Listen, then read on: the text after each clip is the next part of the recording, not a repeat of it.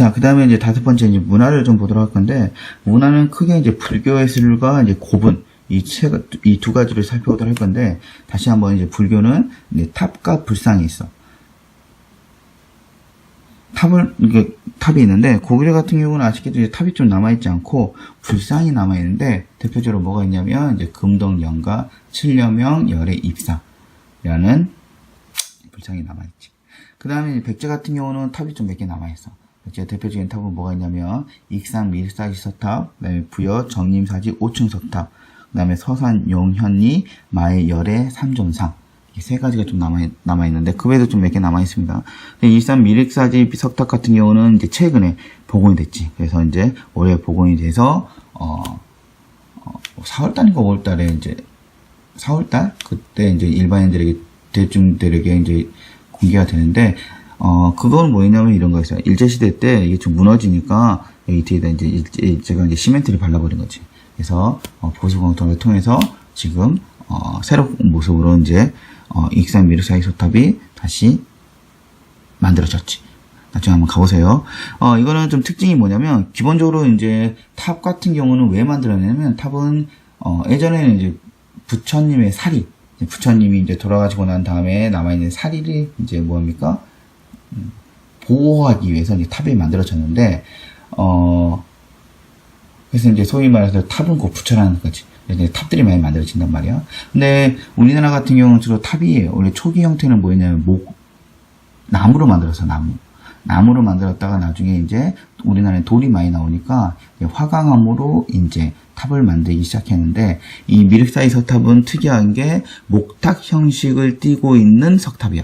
즉 소위 말해서 목탑에서 석탑으로 넘어가는 이 가도기 형태를 이제 보여주고 있어서 상당히 역사적으로 의의가 있는 거지.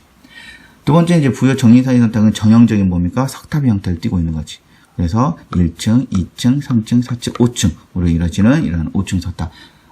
기본적으로 탑은 5층, 4층 이렇게 홀수로 가는 아주 정형화된 탑의 형태를 볼 수 있는 거고, 서산 요연 마엘리 삼종불상, 이 사람의 얼굴이 이제 백제의 미소라고 불리기도 해. 그다음에 경주가 그 다음에 신라 같은 경우는 대표적으로 이제 경주 분황사 서탑, 모종 서탑인데 지금도 남아 있습니다. 우리나라에서 가장 오래된 벽돌로 만든 석탑입니다. 분황사 석탑. 4개 중에는 아마 여기는 남아 있지 않은데 4개 중에는 이렇게 사자상이 있었지. 그 다음에 두 번째는 이제 경주 황룡사 구층 목탑. 고구려 몽골이 쳐들어왔을 때 이제 황룡사 구층 목탑이 불타버렸지. 지금 남아있지 않지만 지금 경주에 가면 복원되어 있는 목탑의 형태를 볼 수 있습니다. 그 다음에 이제 고분으로 갈까요? 고분 같은 경우는 우리가 지난번에도 말했지만 고구려 초기 고분과 백제 초기 고분이 좀 유사하다 했지. 기본적으로 이런 식으로 돌무지 무덤 구조, 즉 계단식 돌무지 무덤 형태, 이랬던 것이 중국의 영향을 받아서 뭘로 바뀌냐면 굴식 돌방 무덤으로 바뀌어. 굴식 돌방 무덤은 뭐냐면 이런 거야. 굴로 뭘 만들어요? 굴식 돌방 무덤은 뭐냐면 돌로 이런 식으로 뭘 만들어요? 돌방을 만들어. 돌방. 근데 왜 굴식이냐? 굴을 뚫어. 그래서 이제 굴식 돌방 무덤인데, 이 굴식 돌방 무덤의 특징은 뭐냐면, 벽화가 남아있다는 거야, 벽화가 남아있다는 거고, 그 다음에 또 하나의 특징은 뭐냐면, 이렇게, 이게 피라미드 형태로 이렇게, 천장이 이렇게 좀 줄어드는데, 이런 줄어드는 그 양식을 우리가 뭐라 그러냐면, 모지름 양식이라고 그러는데, 이 모지름 양식은 고구려 특유의, 특이점이라고 볼 수 있어. 이런 모지름 양식은 어디로 나오냐면, 발에도 나오게 됩니다, 발에 보면 정효공지라는 묘가 있어요. 그 정효공주 묘에 이런 발의 그런 모지름 양식 형태가 나오게 되는 거죠. 자, 고구려와 백제는 고분 형태는 이 돌무지 무덤에서 굴식 돌방부터 중국의 영향을 받은 굴식 돌방으로 바뀌게 되는데, 아까 지금 살짝 나왔지만 고구려 고분에는 무령왕릉이라는 아주 특이한 고분도 하나 있어. 이건 뭘로 만들냐면 벽돌로 만든 거야, 벽돌로 만들었는데, 우리나라에서는 이 벽돌로 만든 무령왕릉이 상당히 좀 유일하지, 특이하지. 이 무령왕릉의 벽돌 무덤은 어디서 영향을 받느냐면 중국 남조의 영향을 받은 거야. 중국의 영향을 받은 거지. 그래서 이제 상당히 좀 특이하고 상당히 좀 역사적으로 가치가 있다, 이 백제 무덤. 아까쯤에도 이제 독일의 영향을 받았다고 했잖아요. 그 다음에 신라 같은 경우 봅시다. 신라 같은 경우는 주로 이제 뭐가 있냐면 돌무지 덜널 무덤이라고 그래. 돌무지. 우선 덜널을 만들어요. 즉 나무로 이렇게 방을 하나 만들어. 방을 하나 만들고 거기다 만들고 난 다음에 돌무지, 즉 돌을 막 쌓는 거야. 그다음에 그 위에다가 뭡니까? 흙을 쌓는 거지. 이거의 가장 큰 특징이 뭐냐면 도굴이 어려워. 왜 그럴까? 시간이 지나면 나무가 썩어서 이 돌무지가 이 나무를 어떻게 합니까? 없애버리는 거지. 그러면 이게 자연스럽게 뭐가 되는 거예요? 그냥 산이 되는 거야, 산이. 그래서 이제 도굴이 상당히 어렵다. 도굴이 어려우니까 당연히 발굴도 어렵다.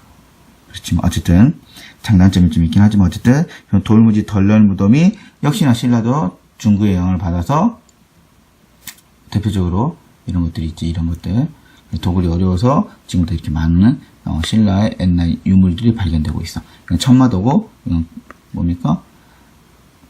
왕관이죠, 왕관. 금관. 그 다음에 이제 이런 식으로 신라도 마찬가지 중국의 영향을 받아서 구시 돌방무덤으로 바뀌게 되더라. 이렇게 볼 수 있어. 그 다음에 과학기술을 볼까요? 과학기술. 과학기술을 보면 크게 이제 과학기술은 천문학과 금속기술이 있는데 고구려 같은 경우는 유명한 뭐가 있습니까? 천문도가 있죠. 천문도. 이것도 마찬가지 고분에서 나오겠는데 아까 지금 말한 것처럼 구시 돌방무덤이 만들어지면서 이제 뭐가 나옵니까? 벽화들을 많이 그리게 되지. 이 벽화 중에 하나에 이제 천문도가 있었던 거예요. 천문도.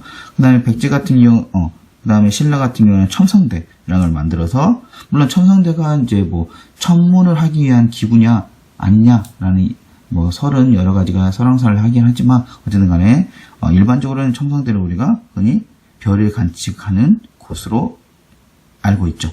그래서 어쨌든 간에 이런 걸 통해서 신라도 상당히 많은 천문학 기술을 갖고 있었구나, 라는 걸 알 수 있습니다. 그 다음에 또 하나 알 수 있는 건 이제 삼국사기, 김부식의 삼국사기에 나오는데, 물론 이제 삼국사기가 뭐 고려시대에 만들어진 거긴 하지만, 그 삼국사기에 상당히 많은 천문 기록이 많이 남아있어.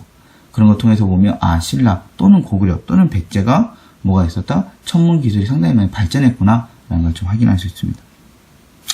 그 다음에 이제 금속 기술로 가면 백제 같은 경우는 칠지도가 있고 신라는 아주 정교하게 만든 금관이라든가 같이 봤던 이런 금관, 그 다음에 금기골이라든가 이런 것 중에서 상당히 금속 기술도 발전해 있었구나 라는 걸 알 수 있어. 그 다음에 문화교류로 갈까요? 문화교류는 크게 보면 이런 게 있겠지. 삼국 간의 교류가 있을 거고 서역 간의 교류. 서역은 저기 뭡니까? 중앙아시아 일대 쪽으로 더 넘어가는 거로 그 당시엔 서역이라고 그랬어. 이 서역 간의 교류. 그 다음에 가까운 나라 외와의 교류. 이 세 가지 교류가 있는데 삼국간의 교류는 이제 뭐가 있냐면 크게 고구려 같은 경우는 고구려 무코자라는 사람이 신라의 불교를 전파했지. 그 다음에 백제 같은 경우는 아비지라는 사람이 방금 아까 전에 봤던 신라 황룡사 구층 석탑을 건축하기도 했어. 뭐 이런 식으로 고구려 백제 신라가 아둥바둥 싸우기도 하지만 또 뭐 또 합니까? 활발한 교류도 이루어졌다. 뭐 이렇게 볼 수 있고요. 그 다음에 이제 서역 간의 교류를 보면 이런 게 있어. 여기 보면 이 고구려 여기 나오지? 여기 보면 뭐 어디가 나오냐면 이 집안시에는 뭐가 있었냐면 고궁 벽화가 있었는데 거기서 보니까 좀 특이한 사람이 보이는 거야. 이 사람은 좀 뭐랑 좀 비슷하냐면 서역인의 모습이 보이는 거야. 그래서 고구려에도 이 서역과의 교류를 통해서 상당히 많은 서역인들이 이 고구려 안에 있었구나. 또 조금만 더 넘어가면 서역과 많이 교류했구나 이런 걸 좀 확인할 수 있는 거지.